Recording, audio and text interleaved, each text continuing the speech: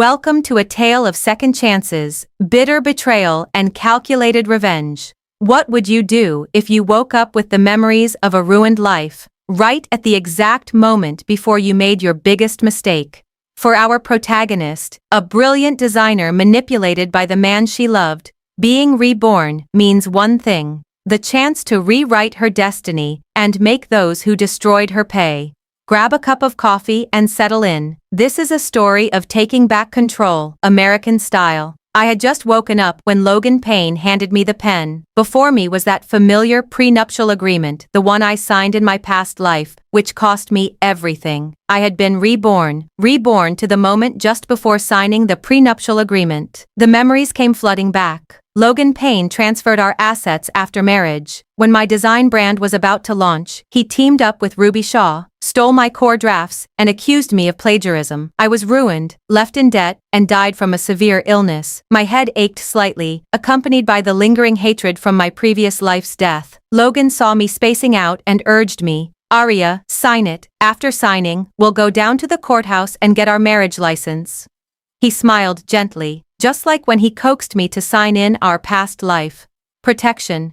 To him it was control. Control over my money, my designs, everything about me. I put down the pen, clutching my stomach, my face already pale from the headache. "Logan, I suddenly have terrible stomach pain, like acute gastroenteritis. We'll sign the agreement another day. I need to go to the ER, right now." Before he could react, I grabbed my bag and rushed out unsteadily, leaving him standing there in shock. I didn't go to the hospital, but took an Uber to a pottery studio in the suburbs.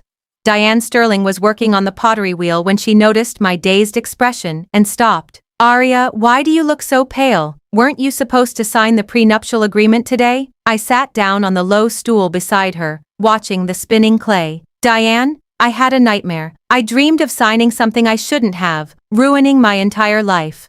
Diane poured me a glass of warm water.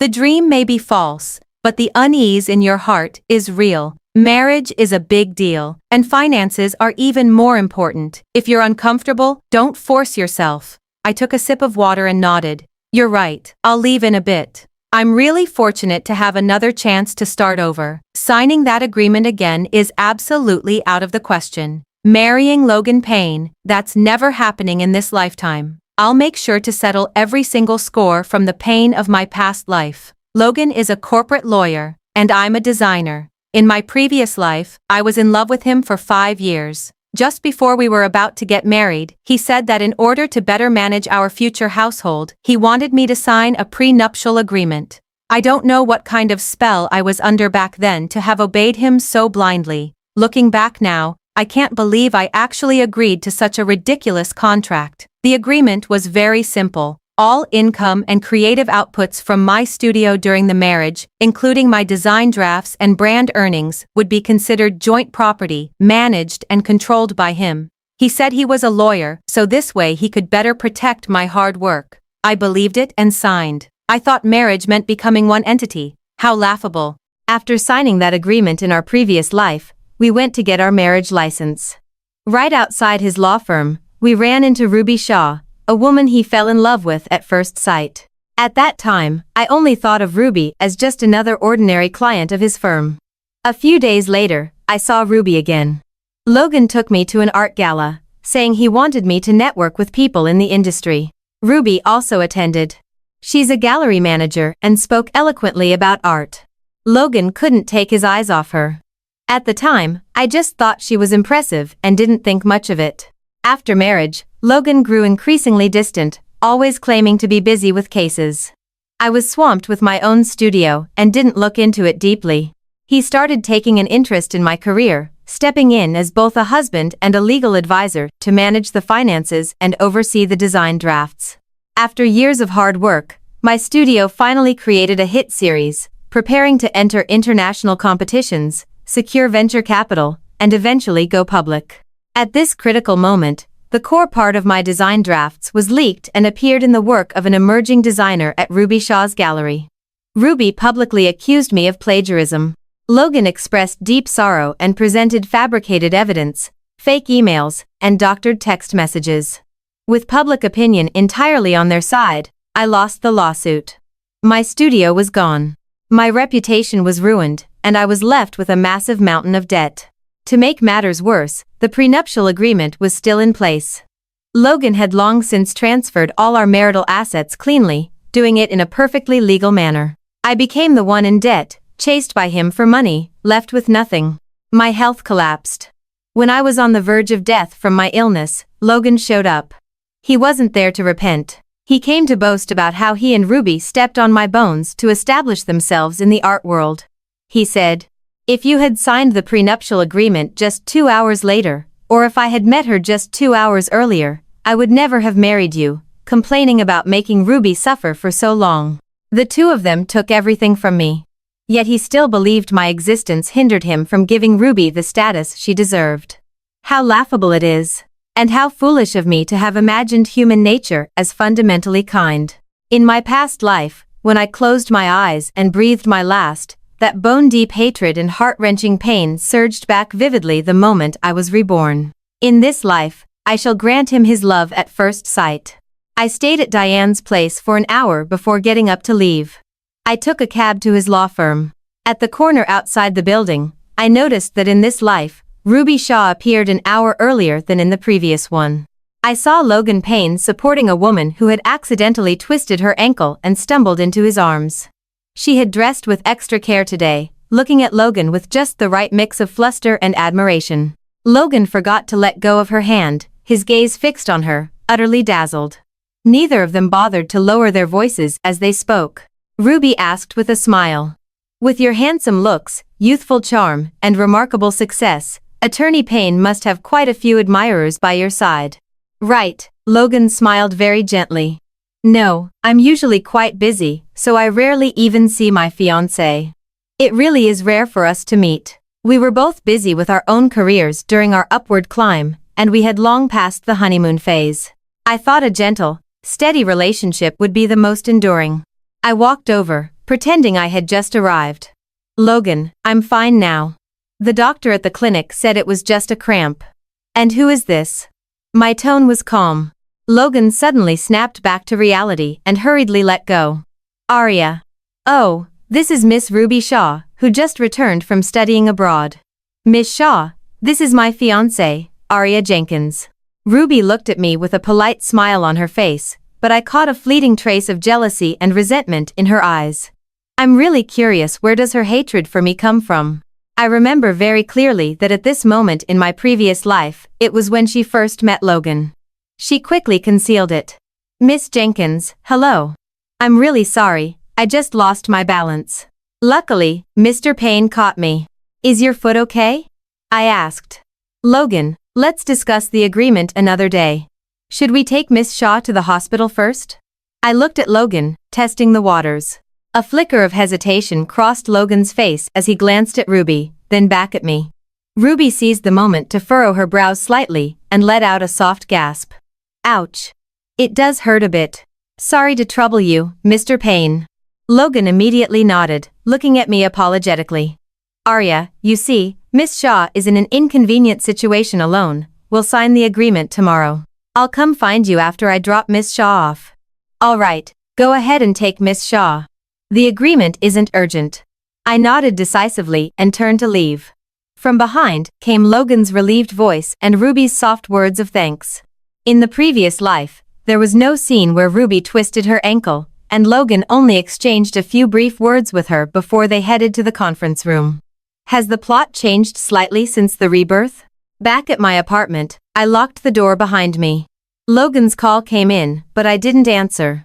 A text message followed. "Arya, feeling better? Shall we sign the agreement tomorrow morning? Miss Shaw is fine, just a slight sprain. Why did you leave first? Are you angry? Call me back." I muted my phone, tossed it onto the sofa, and turned on my computer. In my past life, Logan took advantage of my critical illness and wiped all the design draft backups from my studio computer. Now they're still here. I plugged in my external hard drive and copied all the core design drafts, especially the unfinished prototype of that hit series. Not the final version, but the more primitive sketches and inspiration notes. These weren't stolen in my past life because Logan thought they were useless. In this lifetime, they are my trump card. After copying them, I cleared all traces from the computer's recycle bin. The next morning, Logan came knocking directly at my door, carrying breakfast and that agreement. Arya, I'm really sorry about yesterday. I promised to sign the documents today and immediately take you out for a big meal to make it up to you. He smiled sincerely, trying to come in. I blocked the doorway, not letting him enter. The agreement isn't urgent. Is Miss Shaw's foot better now? His smile froze for a moment. Oh, it's nothing, just needs some rest. How can the agreement not be urgent? Once signed, we'll be a family protected by law. I found it strange. Yesterday, the way he looked at Ruby, they could practically spark electricity. So why would he still want to marry me? I looked at him and said, Logan. The way you helped Miss Shaw yesterday didn't seem like just a simple favor. His expression changed.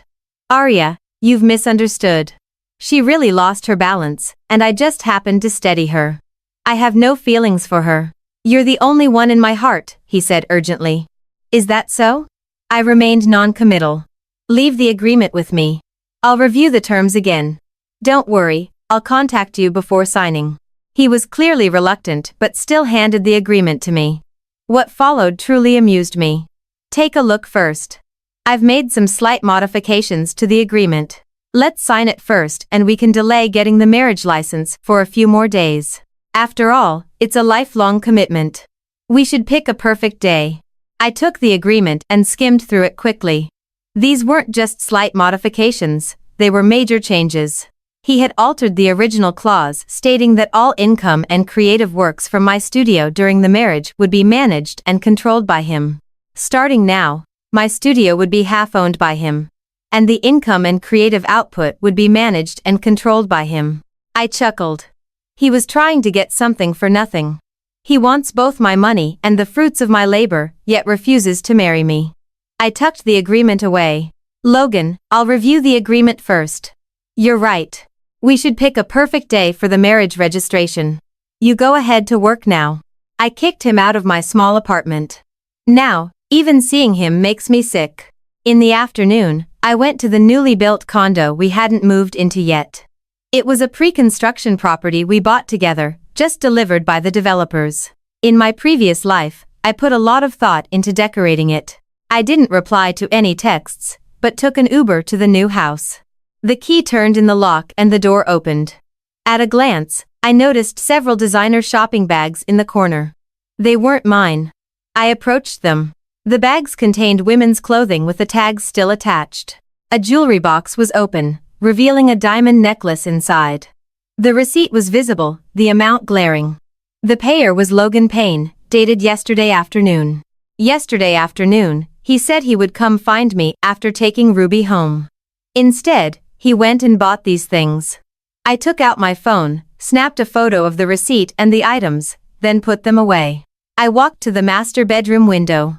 Outside, there was an HVAC unit in a tricky spot. But from an angle, most of the living room was visible. In my past life, this was the home I had chosen to build our life in. In this life, it is my hunting ground. My hidden corners were now equipped with micro cameras. Logan called again, this time with a less pleasant tone. Arya, where are you? Why haven't you been replying to messages? How's the agreement review coming along? I'm busy with studio matters.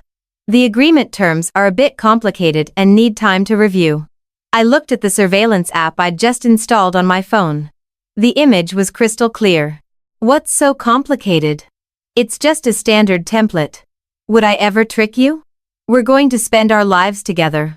These terms are just to better manage our little home. He sounded a bit impatient. Being careful never hurts. After all, it's a matter of a lifetime, I said in a calm tone. He choked up. All right, hurry up. By the way, Miss Shaw said she'd like to thank you in person for your concern yesterday.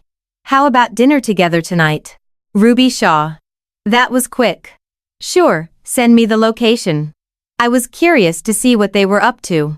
The dining spot was a high-end upscale steakhouse. I arrived to find Logan and Ruby already there. Ruby had changed into a dress, the very one from yesterday's shopping bag, and was wearing the necklace, too. Miss Jenkins.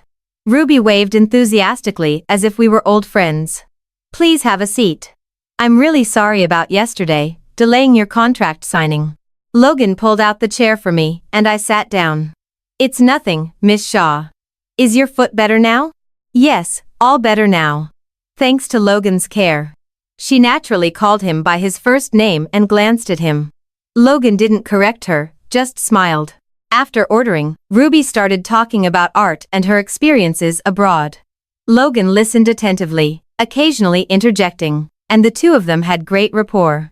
What style does Miss Jenkins' studio mainly focus on? Ruby suddenly turned to me. Just small projects making ends meet. I was being perfunctory. Don't be modest. Logan often praises you for being exceptionally talented, Ruby said with a smile. But the survival pressure for independent designers is really intense these days. I heard several studios recently went bankrupt. How utterly ridiculous. The two of them had only known each other for a few days, yet Ruby's words made it seem as if she were Logan's girlfriend. Logan chimed in, exactly, Arya. That's why I've always said once the agreement is signed, my resources and connections can legitimately help you mitigate risks. He steered the conversation back to the agreement. The waiter served the appetizers. There was some sauce on the edge of Ruby's plate, and Logan naturally picked up his napkin to reach over and wipe it for her. Skilled movements. Ruby's face flushed slightly, but she didn't dodge. I put down my knife and fork. I'm going to the restroom. In the restroom, I took out my phone and opened the surveillance app. The living room of the new house was empty, and I switched back to real time. I returned to my seat. My main course, the steak, arrived. I cut a small piece. It was a bit tough. Miss Jenkins, not feeling hungry? Ruby asked with concern.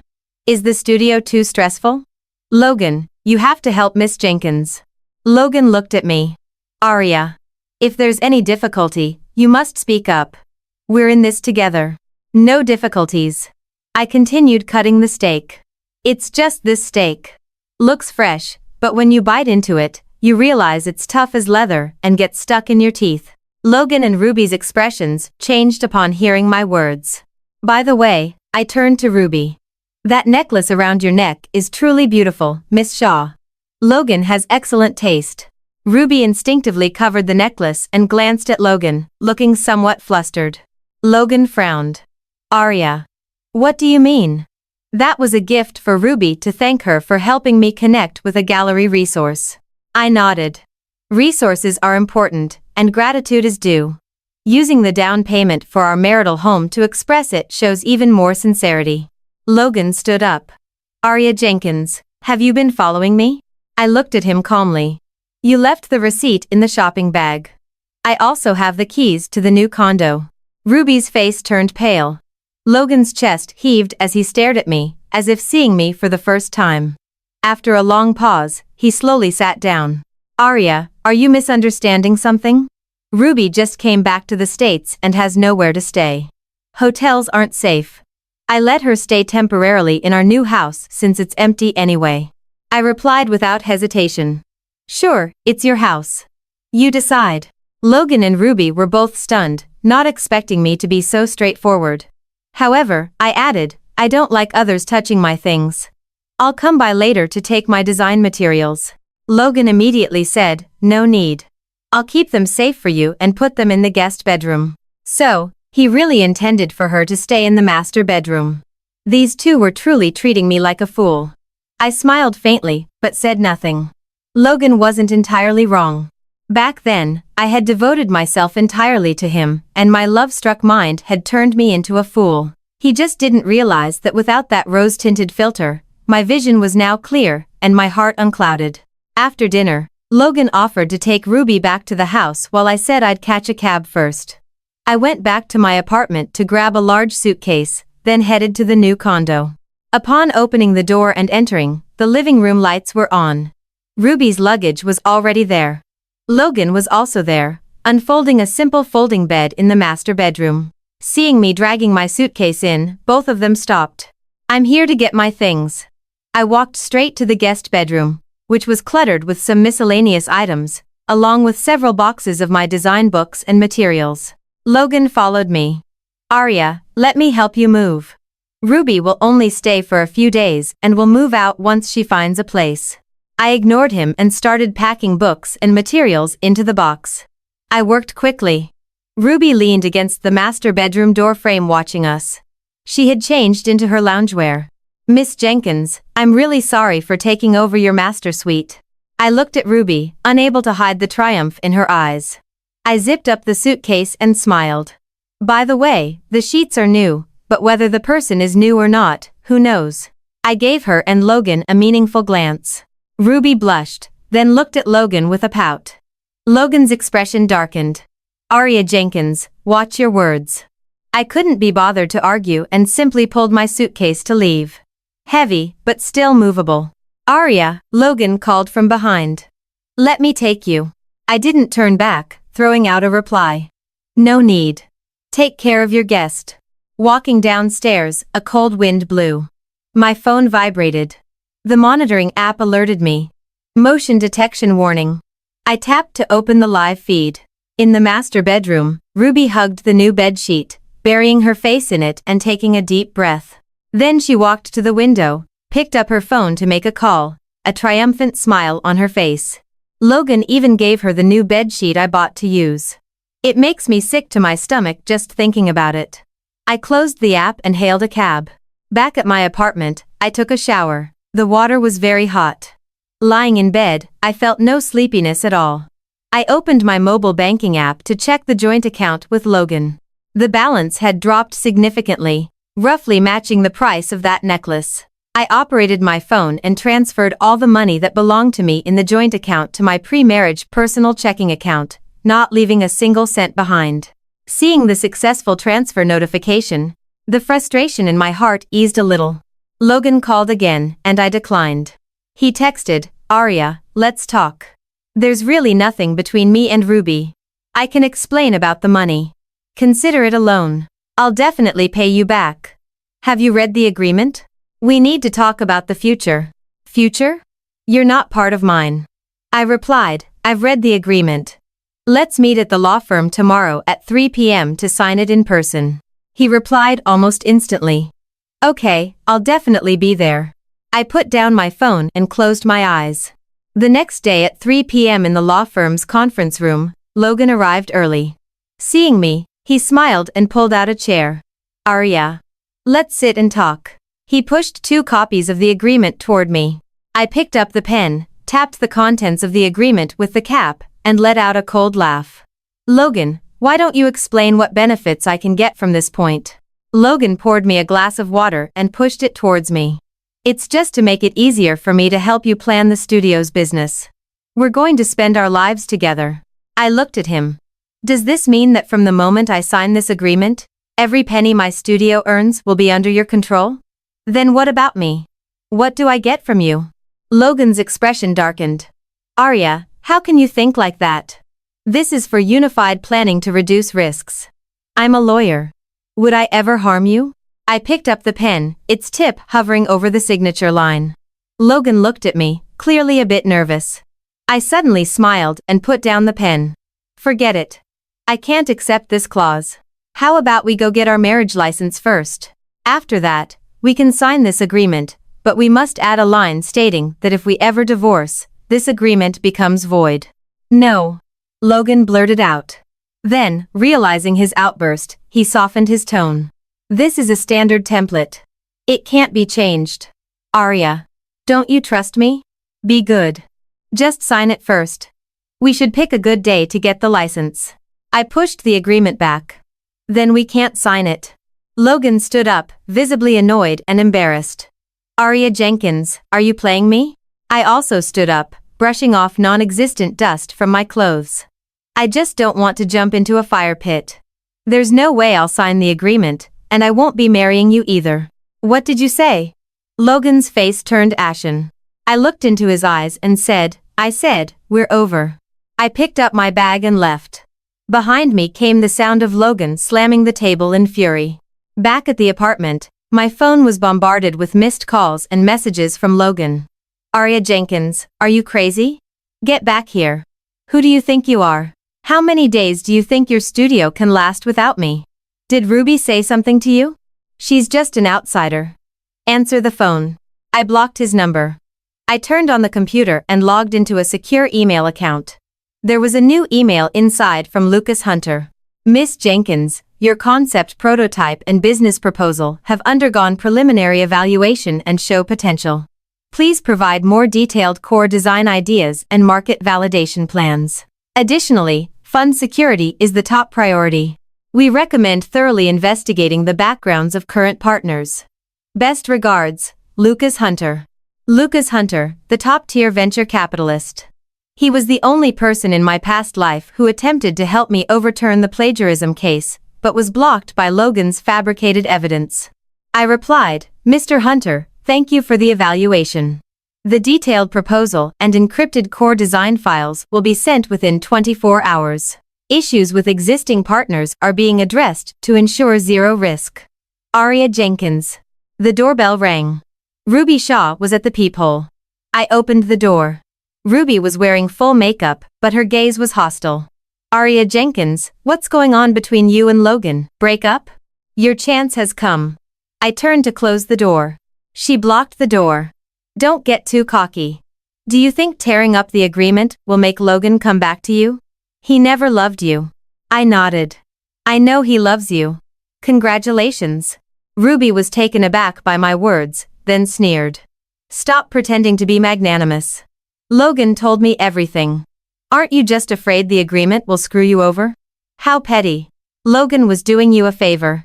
I looked at her and said, oh, well then, I wish you a happy marriage. Don't forget to have him buy you a bigger diamond ring. Ruby's face turned red with anger. Aria Jenkins, don't say I didn't warn you. Logan said your studio will soon be finished, and by then, even if you beg him on your knees, it'll be useless. Is that so? I smiled and said, then let him try. I slammed the door shut with force. The sound of Ruby's angry stomping came from outside the hallway. A few days later, Diane Sterling called me. Aria, are you okay? Logan's mom called me asking if you two had a fight, saying your phone was going straight to voicemail. We broke up, I said. Diane fell silent for a moment. Fine, it's better to cut off a toxic relationship early. Feel free to drop by the studio sometime. Sure, I'll visit in a few days. After hanging up, the phone rang again. An unfamiliar local number. Answering it, it was Logan Payne using someone else's phone. Aria Jenkins, you're really something. Want to break up? Did I agree to it? His voice was suppressing anger. I don't need your agreement. Good, very good, he sneered. Then let's settle the accounts. You paid half the down payment for the new condo, right? Fine. I'll return your money and keep the house at current prices. Your share is only enough to buy a toilet. The rest counts as compensation for my wasted youth. I replied bluntly, fine. Let's get an appraiser. We'll go by the market price, down to the last cent. If you short me even a penny, we'll see each other in court. Logan probably didn't expect me to be so straightforward. He paused before speaking again. You don't know what's good for you. Logan cursed and hung up. The appraisal for the new condo came out, showing a significant increase from the original purchase price. Logan insisted on refunding only my initial capital and refused to compensate for the appreciation. I directly had the attorney I'd just hired contact him. My lawyer, Attorney Johnson, was straightforward and gave him 3 words. See you in court. I logged into the surveillance app. On the screen, Ruby was acting like the lady of the house, pacing around the living room. Logan was also there, and the two seemed to be arguing. I turned up the volume. I don't care. You have to put my name on the house deed. Ruby's voice was shrill, and Logan responded to her impatiently. Add your name, my ass. We haven't even settled the money issue yet. That Aria Jenkins insists on splitting it at market price. Then just give it to her. A big shot lawyer like you can't spare that little money? What do you know? All my cash flow is tied up in the new project. Where am I supposed to get liquid cash? I don't care. If you don't add my name, it means you don't love me. I'm moving out tomorrow. You dare.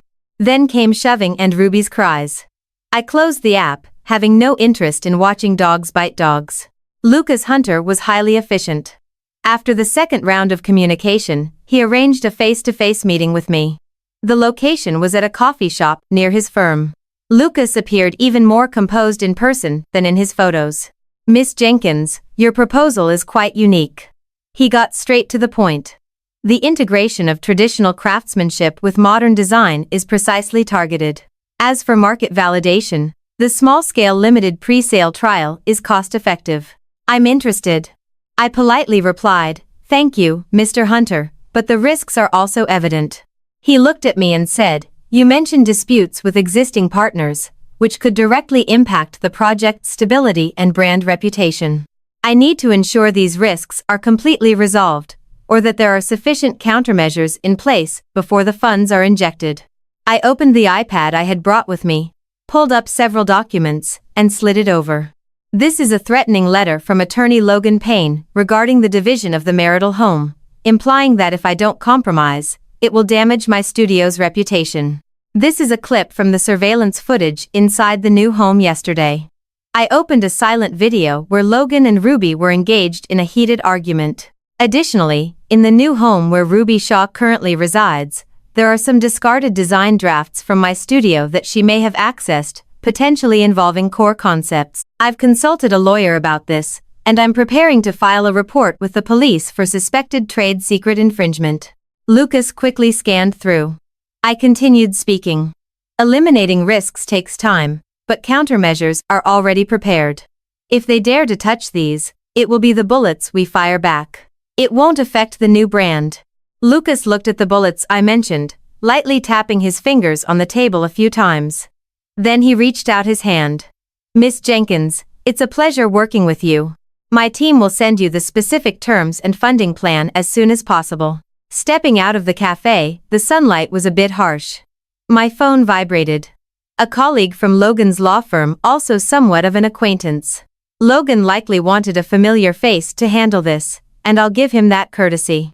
Miss Jenkins, Attorney Payne has agreed to divide the property at market price, but he demands that you withdraw the lawsuit immediately and sign a non-disclosure agreement prohibiting any disclosure of details regarding the property dispute.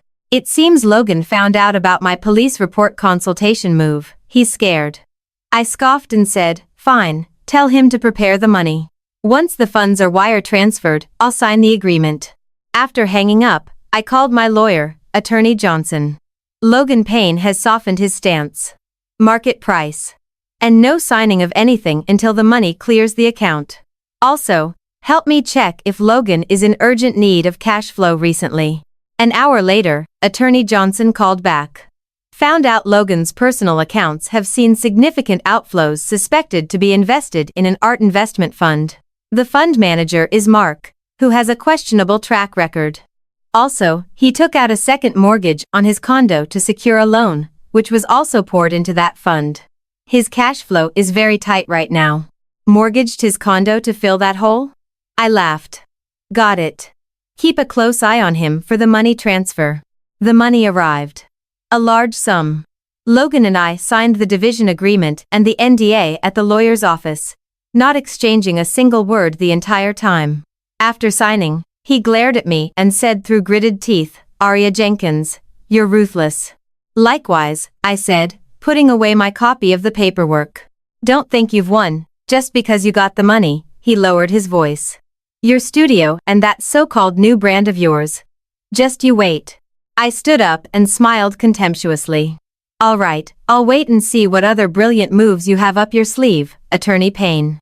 After leaving the law firm, I dialed Lucas's number. Mr. Hunter, the obstacle clearing funds are ready. The new brand, Aria Lux, can be launched at any time. On the other end of the line, Lucas's voice carried a hint of barely perceptible approval. Received, CEO Jenkins. The collaboration officially begins. Aria Lux Studio quietly opened its doors. Located in an artsy creative district, far from the circles of Logan and Ruby, Lucas Hunter's investment funds were secured. The team was quickly assembled, all with clean backgrounds that he had thoroughly vetted. For the core design drafts, I used another more mature series from my past life memories, one that had been shelved at the time due to insufficient funding. It wasn't the prototype that Ruby had seen.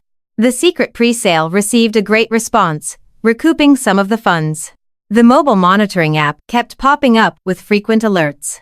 Upon opening it, The scene in the living room of the new condo appeared. Logan slammed a stack of documents in front of Ruby. "Look at the mess you've made. Mark's fund was a Ponzi scheme. And all the money is gone." Ruby screamed. "Blame me? It was you who insisted on investing, saying it was a sure win. Weren't you the one bragging every day about how amazing Mark is? How could I not believe you?" Logan shouted back. "What do we do now? We have to repay the second mortgage. How are we going to do that?" Ruby grabbed her bag and threw it at him. "I don't care. Figure it out yourself. I don't even want to live in this crappy house anymore." She stormed into the bedroom and dragged out her suitcase. Logan didn't stop her, slumping onto the sofa and grabbing his hair in frustration. Ruby pulled her suitcase out, shot him a fierce glare, and slammed the door behind her as she left. Logan sat in the empty living room for a long time. Then he took out his phone and dialed. I closed the app. His number had long been on my block list. A few days later, there was a small-scale industry art exhibition. I attended on behalf of Aria Lux, bringing some pieces from the new collection. Lucas Hunter was also there as an investor. Just as I entered the exhibition hall, I ran into Logan and Ruby. The two stood together, but with a noticeable gap between them. Ruby looked at me, her eyes sharp as knives. Logan's expression was far more complex: surprise, embarrassment, and a hint of scrutiny as he noticed the Aria Lux name tag on my chest. Ruby spoke first, her tone laced with barbs. "Miss Jenkins, what a coincidence. Climbing the social ladder already? That was quick." She glanced at Lucas Hunter beside me. Lucas didn't look at her, but signaled to me, "CEO Jenkins, Curator Warren is over there. Shall we go say hello?" "All right." I nodded, avoiding eye contact with either of them, and walked away with Lucas. From behind came Ruby's muffled complaints and Logan's impatient scolding. The exhibition went smoothly. Several potential partners showed interest in Aria Lux's works. At the end of the night, Logan blocked me at the parking garage exit. His voice was laced with exhaustion. "Aria, let's talk." Lucas's car was parked not far away, and I signaled for him to wait. "Talk about what?" I looked at Logan. His dark circles were pronounced, and his suit was slightly wrinkled. He licked his lips, seemingly struggling to find the right words. "I'm in a bit of trouble. My money's tied up. Could you lend me some to tide me over once the fund?" I cut him off. "No." He grew agitated. "Aria Jenkins. Even one night as husband and wife creates a bond. How can you be so heartless? We never got married," I reminded him. "Not a single cent for you." "Fine, just fine." He glared with venom in his eyes. "You think clinging to Lucas Hunter's coattails makes you untouchable? Ruby told me everything, your designs, your new brand. Just you wait." He finally showed his true colors. "I'm waiting," I said, pulling open the car door and getting in. Lucas started the car. Trouble? Desperation drives a dog to jump over a wall. I watched Logan's figure grow smaller in the rearview mirror. Proceed as planned. Lucas's prediction was spot on. A week later, a rising designer brand called Dawnlight made a high-profile debut. The flagship collection bore a striking 90% similarity in core elements to the viral series that had been stolen from me in my past life. The designer was credited as Ruby Shaw. Press releases flooded the media, praising Ruby's genius creativity while subtly mocking certain designers for running out of ideas and merely copying others. Logan Payne was the legal counsel for Dawnlight, as specifically mentioned in the press release. My studio's landline and my cell phone began receiving media verification calls. I instructed my assistant to respond uniformly. Aria Lux's new product launch will be held in 3 days, and the truth will speak for itself. At the same time, I instructed my lawyer to formally send a cease and desist and legal notice to the Dawnlight brand and Ruby Shaw, accusing them of infringing on trade secrets and copyright. Logan quickly issued a statement on behalf of Dawnlight, strongly protesting the defamation and announcing a countersuit for libel against me. The statement insinuated that I had a history of plagiarism and was psychologically twisted, falsely accusing others. Public opinion began to split between the two sides. The day of the Aria Lux launch event. Backstage, Lucas handed me a glass of water. "Everything ready?" I looked at my perfectly made-up reflection in the mirror. The embarrassment of being put on trial for plagiarism in my past life would not be repeated. At the front stage, the lights dimmed and the music began. I walked to the center of the runway, the spotlight shining on me. The audience below was packed with people. Media, buyers, peers, and industry judges. In the front row, I spotted Logan and Ruby. Logan wore an expressionless face, while Ruby had a faint, cold smile at the corner of her lips. Welcome everyone to the debut of Aria Lux. My voice was calm, carrying through the microphone to the entire venue. The Lumina collection showcased today draws its inspiration from models walked down the runway one after another. As the lighting shifted, murmurs of amazement and discussion rose from the audience, accompanied by the flicker of camera flashes. I could see Logan's frown deepening. The cold smile on Ruby's face froze, her fingers tightening around the strap of her bag. After the final showpiece was displayed, applause broke out. I stepped back to the center of the stage. Thank you all for your appreciation. The Lumina series embodies the hard work of our team. However, there have been some discordant voices recently. I glanced in the direction of Logan and Ruby. The entire venue fell silent. Someone has accused Aria Lux of plagiarism, and there are even hints that I myself have a history of copying others' work. I paused briefly. Now, please direct your attention to the big screen. The giant screen behind me lit up. First document, the digitally time-stamped evidence of my studio's core design draft's creation timeline, predating the release of Dawnlight by several months. Second document, the full set of design copyright certificates for the Lumina series, registered with the United States Copyright Office, with a registration date earlier than Dawnlight. Third document, the cease and desist letter and detailed comparison images between the Dawnlight series and early discarded drafts of Lumina, with overlapping elements marked in red circles. Fourth document, a scanned copy of the statement issued by Logan Payne on behalf of Dawnlight, insinuating my alleged history of plagiarism. The audience erupted in an uproar as the camera panned to Logan and Ruby.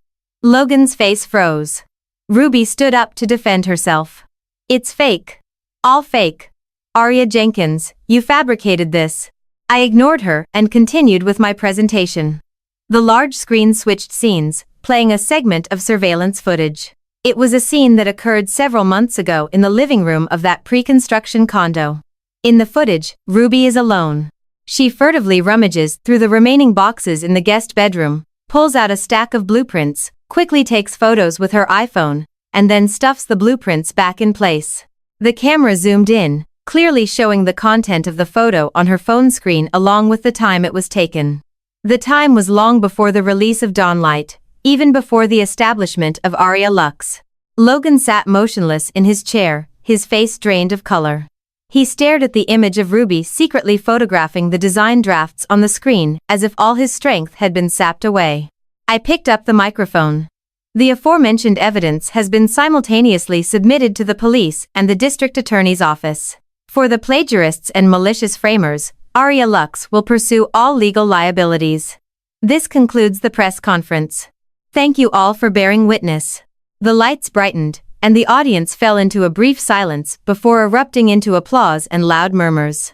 I walked off the runway without giving that wretched pair another glance. Lucas Hunter was waiting for me at the backstage entrance, hand extended. CEO Jenkins.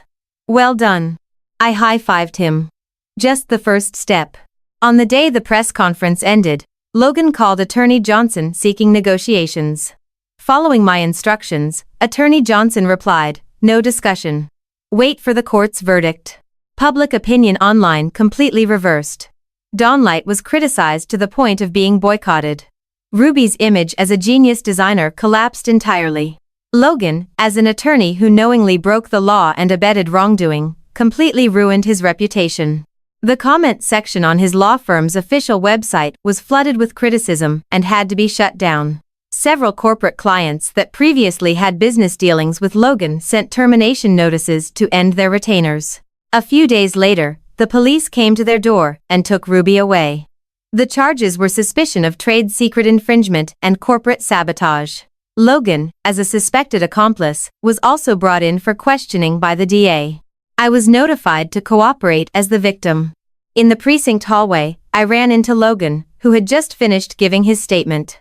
The light in his eyes had completely gone out. When he saw me, he seemed to want to say something, but in the end, he said nothing. We passed each other by without looking back. The case was processed quickly. The chain of evidence was too airtight. Ruby Shaw was sentenced to 3 years in federal prison and heavily fined. Logan Payne was found guilty of conspiracy, but played a relatively minor role. His law license was revoked, he was disbarred, and he was given a 1-year suspended sentence with an equally high fine. The court ruling determined that Logan, while fully aware that Ruby had stolen the design drafts, still provided her with legal support and orchestrated public opinion campaigns, maliciously framing the victim, Aria Jenkins. On the day the verdict took effect, Logan's personal credit was ruined. The bank began pursuing him for the debts from his second mortgage and the investment fraud losses, landing him in bankruptcy. Aria Lux actually gained fame because of this tough battle. The Lumina series saw overwhelming pre-orders. Lucas brought even better news. A top international luxury group based in New York had taken a keen interest in the core craftsmanship of the Lumina series and wanted to acquire exclusive technology licensing while seeking deeper collaboration. The negotiations went smoothly. On the day the contract was signed, a substantial sum of money was deposited into my account. I allocated a portion of it and donated it to several non-profit organizations that support original independent designers. After finishing work at the company, I drove to the outskirts of the city. Diane Sterling's studio remained unchanged, as always. The pottery wheel spun, and the clay gradually took shape in her hands. She saw me and waved with a smile. "Finished with your work?" "Yeah, wrapped up for now." I sat down and picked up a piece of clay. Diane didn't ask further, handing me a cup of tea. "That's good." With a settled heart, the hands can be steady. I held the warm cup, watching the sunlight outside the window. The air carried the scent of soil and greenery. My phone vibrated. It was a text from Lucas. "CEO, Jenkins. The new project proposal has been sent to your email. It's regarding overseas expansion. Awaiting your feedback." I set down my cup and picked up my phone to reply, "Received. We'll discuss it at tomorrow's board meeting." Looking up, Diane was watching me with a knowing smile in her eyes. "Go attend to your business if you're busy," she said. "Come visit often when you're free." "All right." I stood up, stepping out of the studio. Sunlight fell on me. Not glaring, but warm. At the celebratory banquet for the collaboration launch between Aria Lux and the luxury group, I held my wine glass, having just dealt with another round of congratulations, and stepped out onto the balcony for some fresh air. Lucas followed me out, holding 2 glasses of water and handed one to me. "Tired?" "A little." I took the water and took a sip. The night breeze blew, and the city skyline below flickered faintly. "I finished reading the overseas expansion proposal," I said. "I have a new idea for the entry point into the North American market." Lucas turned his head to look at me, his gaze focused. "Go ahead and tell me." I briefly pitched a few ideas. He listened, occasionally interjecting to ask for details. The exchange of ideas flowed smoothly. After discussing business matters, a brief silence fell. Lucas suddenly spoke up in a calm tone. "Logan Payne sent word that he'd like to meet with you, saying there are some matters from the past he'd like to clarify in person." I gazed at the distant city lights. "No need," I said. "We've long since settled our accounts." Lucas nodded. "All right, I'll take care of it." He didn't ask why or offer any judgment. That sense of discretion was comforting. The terrace door was pushed open and my assistant peeked in. "CEO Jenkins, Mr. Hunter, Chairman Warren is looking for both of you." "Coming," Lucas replied. He turned to me and naturally extended his hand. I paused for a moment before placing my hand in his palm. His hand was dry, warm, and strong, a gentle grasp, then immediately released. "Let's go, CEO Jenkins." There was a faint smile in his eyes. I followed him back into the clamor. The case was completely resolved. Logan sold his condo to pay off debts, left the city, and was never heard from again. Aria Lux got firmly on track. My work interactions with Lucas became increasingly frequent, discussing proposals, inspecting factories, attending international exhibitions. He was professionally sharp, never overstepped boundaries, but was always there when needed. We went on a business trip to Paris together, and the project negotiations went smoothly. The French restaurant had an elegant ambiance, and the waiter poured the red wine. Lucas raised his glass. Congratulations, CEO Jenkins. The new series has gained a foothold in Paris. I clinked my glass against his. Congratulations, Mr. Hunter. Your vision is truly sharp. The red wine was slightly dry yet left a sweet aftertaste under the ambient light. His profile appeared soft. Just call me Lucas. He set down his wine glass and suddenly spoke. After working together for so long, still calling me Mr. Hunter feels too distant. I looked up at him. His expression was as usual. Only his gaze seemed slightly deeper than normal. All right, I nodded. Lucas. The corners of his lips curved slightly, and he said nothing more. We continued chatting about the sights of Paris and the plans for the next day. The evening breeze drifted in from the terrace, bringing a quiet stillness somewhere deep in his heart. It felt as though that evening breeze had loosened something just a little. After returning to the States, I went to Diane's place. She was glazing a newly made ceramic vase when she saw me and put down her brush.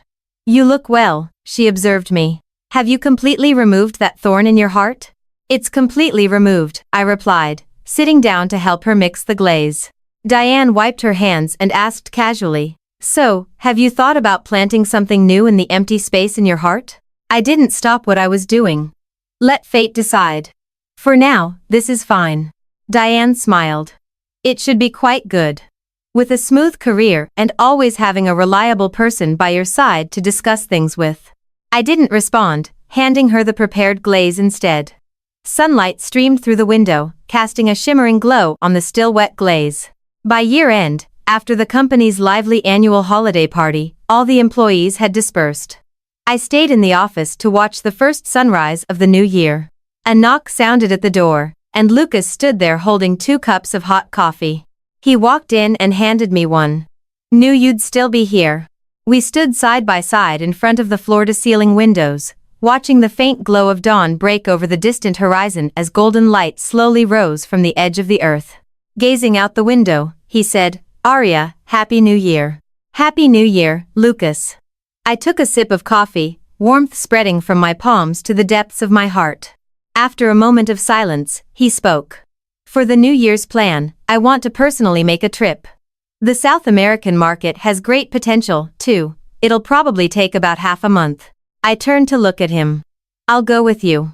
I want to do some on-site research to see the colors and textiles of South America. Lucas turned his head, his gaze landing on my face, a smile flickering in his eyes. All right. Together. The sunlight finally broke through the clouds, flooding the entire city, our reflections standing side by side in the glass. I picked up my coffee cup and gently clinked it against his. Happy cooperation. Happy cooperation, he replied, his voice quite cheerful. The new year had begun. And there you have it, a masterclass in turning a second chance into a checkmate. Aria didn't just survive, she rewrote the rules of the game, leaving her betrayers to drown in the very traps they set for her. From a toxic prenuptial agreement to standing at the pinnacle of the design world alongside someone who truly values her, her journey proves that the best revenge is unbothered, unparalleled success. Thanks for joining us for this story. Until next time.